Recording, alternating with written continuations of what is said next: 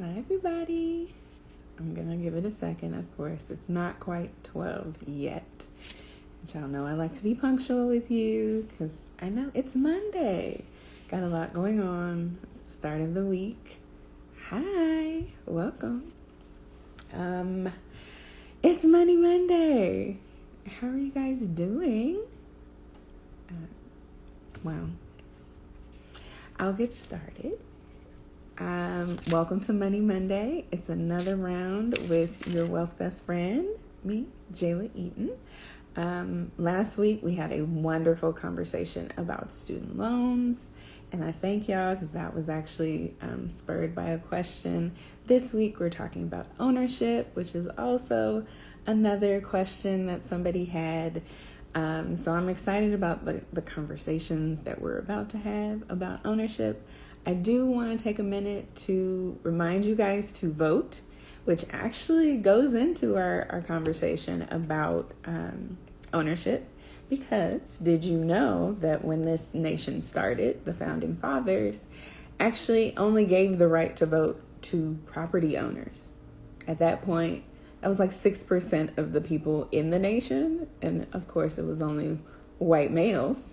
So thanks to the work of, RBG and a lot of others fighting for women, we now have the ability to obtain our own mortgages and have our own bank accounts. So I definitely want to remind you, please vote, register to vote, make sure that you're in the rolls and that your ballots are being accepted. And if not, you still have a little less than 45 days to figure it out and get it squared away. So let's get started. Today's topic is ownership. What does that mean? You know me, I'm technical, so I went to Merriam-Webster and I wanted to see what the official definition was.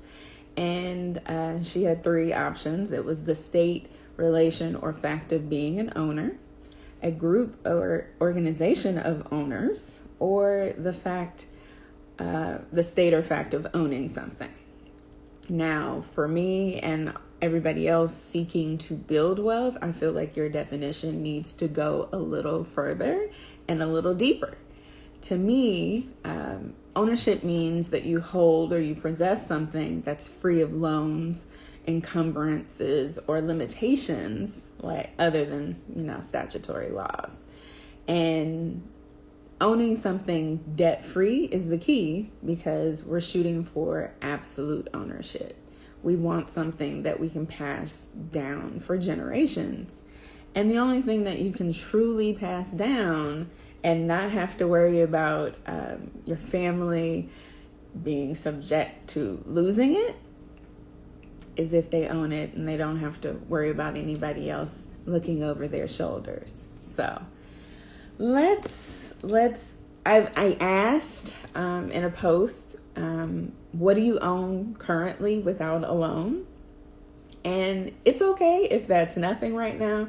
It's okay if that's everything. We are going to go through why it's important to own.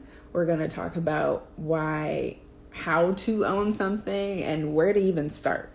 So it's all levels. It's okay. I will tell you, I was thinking about that. And based on my definition, I truthfully only own stocks, my brokerage accounts, a trust, and my car, because I am currently trying to pay off my mortgage.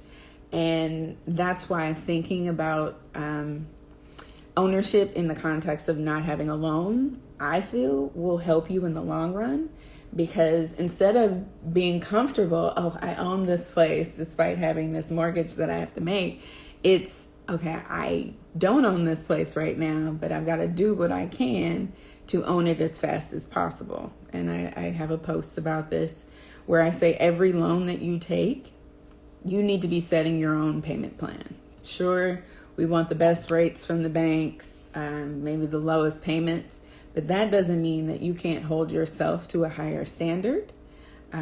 So if your loan is $500, maybe you can pay $800. You make your own loan term, and then it's not going to hurt you if 1 month you can only pay the $500. So ownership And thinking about it in that context, in my opinion, will help you pay off the debts faster and get to where you really want to be. In my case, if I pay off my mortgage, it actually pays off 3 other properties. So I am highly, highly motivated. But it's important to own because, repossession and foreclosure is only possible when you have a loan.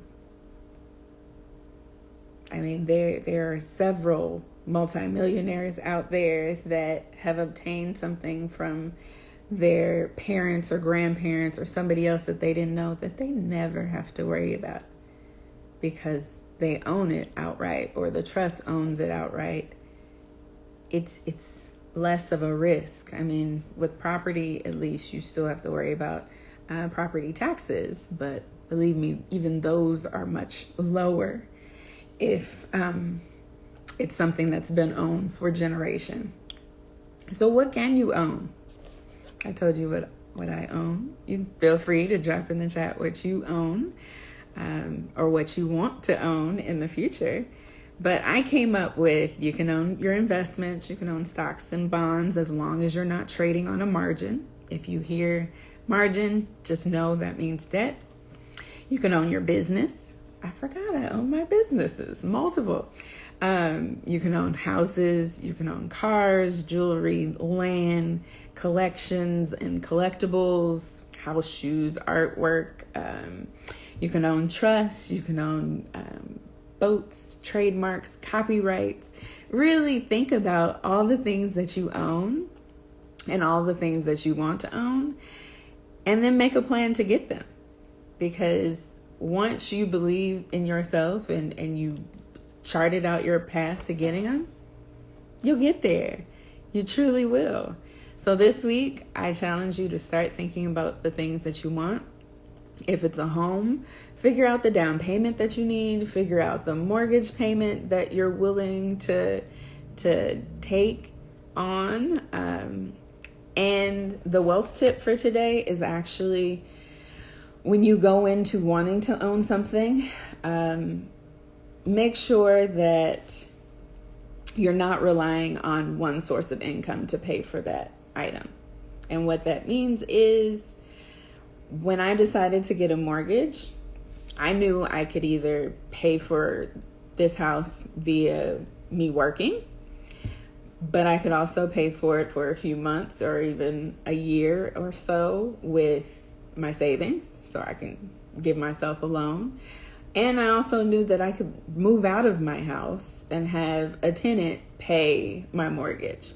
So those are 3 sources of income that you can use to pay for this one asset.